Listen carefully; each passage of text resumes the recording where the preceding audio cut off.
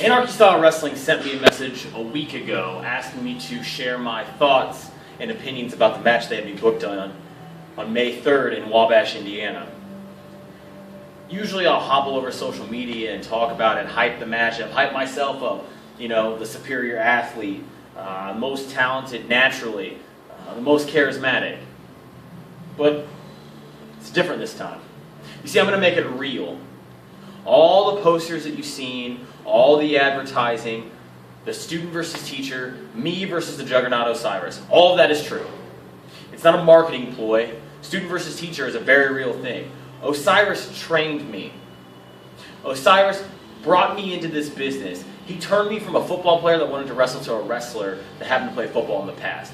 All of that. True story, not exaggeration. We're friends.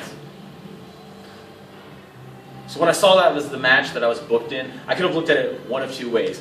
I could have been afraid for our friendship, afraid for the fact that I'm facing the juggernaut Osyris. The man is a superstar. The man has been on TV. The man has traveled the country, traveled another country in Canada.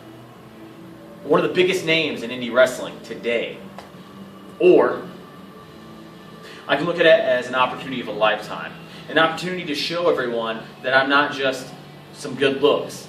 That I actually can stand toe-to-toe with the best. Because I've said from day one, my mission in this business is to compete, hang, and with one day become the absolute best.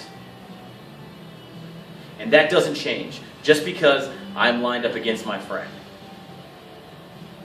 Now, whether you want to believe it or not, I'm actually going to set our friendship aside. He's a competitive person. I'm a competitive person. And on May 3rd, we will find out who is more competitive. But it's not just about being competitive either. It's about showing the world and him that I'm here to stay in indie wrestling. How am I going to do that? You should already know the answer. Show up, show out, get out. See you on May 3rd.